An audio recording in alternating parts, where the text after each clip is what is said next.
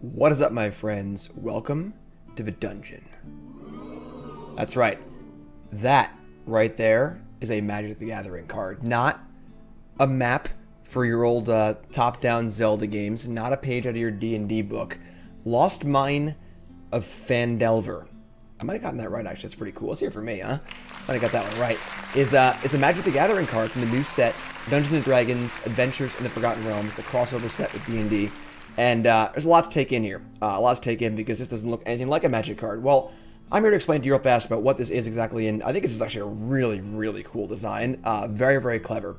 The dungeons are essentially kind of a mixture of the lesson learned mechanic from Strixhaven, as well as the sagas, the 3-chapter enchantments we've seen a lot over the last few years. Super cool design in that they exist out of the game, and they also kind of tell a story as time goes on. So how do you play this card? It's got no mana cost. This card does not go on your deck, and it doesn't even go into your sideboard. It's sort of like a token, basically. It's sort of like you're creating a token creature, although there are 3 specific dungeons for this set. Will there be more? I don't really know, but we'll go over the text of a dungeon in a little bit, but I want to go over just how do you get a dungeon, right? Well, you got to venture, and venture is the new mechanic from the new set that allows you to first enter a dungeon and then progress through a dungeon. So, for example, a Shortcut Seeker here is a creature. Whenever it deals damage to a player, you get to venture into a dungeon. That means that if you don't currently have a dungeon active, you get to pick which dungeon you want, and they're all available all the time. So they're always access, no sideboard slots or anything like that. Once you've chosen the dungeon you want, now you can go to the first chapter, Cave Entrance Scry 1, and then each additional time you venture, you have to work your way through this dungeon you're already in. So next step, you can go into Goblin Lair, make a token, or Mire Tunnels and make a treasure token. So every time you venture, you're kind of progressing along the story a little bit, which is really, really cool. And then some of the cards will also venture and then also give you a bonus for completing a dungeon. Now, there are only 3 dungeons currently. I'll show them all in a moment. But Selfless Paladin here, same idea. Whenever it comes into play or attacks, you can adventure again, go another level. So kind of like a saga where you're progressing through a story, but now you need to kind of achieve the goals. It's not free every single turn, which is really, really cool. And again, you can choose the dungeon you want for certain scenarios. So how else are we venturing here? We have a new Planeswalker in Eliwick Tumblestrum, and a green Planeswalker with the ability to +1 to venture into a dungeon, right? So that's a pretty crazy +1 because it can do many, many things. You can make a token, maybe. You can scry, maybe. Like the last chapter of these dungeons gets a pretty big effect.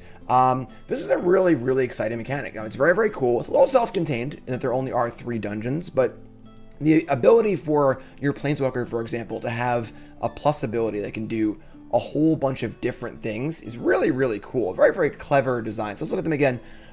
This is one of the other ones, the Tome of Annihilation. So this one's got first chapter, each player loses a life. Then you get an alternating path here where you can go left and go into the Veils of Fear. Each player loses 2 life, discard a card. Sandfall Cell, same idea, kind of losing life or losing resources. And then the final chapter is to make a 4/4. And you can kind of skip ahead a bit by going right to the Obulette path, which costs you a lot of resources, but gets you to your 4/4 bashers. That's pretty cool. Then we have the Dungeon of the Mad Mage, which is a crazy one here. Gain 1 life. Next level, scry 1. Next level, make a goblin, of course. Or a creature can't attack. Next level, scry 2. Next level's exile types of cards in your library, you can play them. So that's really, really powerful. It's almost a draw 2. Make 2 tokens, also very powerful. Then scry 3. Then the last chapter is to draw 3, and you can play a card for free, which is insane. But again, this is a multi-chapter thing. So it's sort of like a nice little sub-game happening in the game. I don't personally play in D&D, but I'm getting that feel from it. You're kind of like on an adventure doing cool stuff and quests and stuff. Really, really cool. Then we also have the one we saw initially, the Lost Mine of Phandelver. Scry 1, make a token, make a treasure. That's kind of cool. You get to decide if you want to make a treasure or a blocker, which is super cool.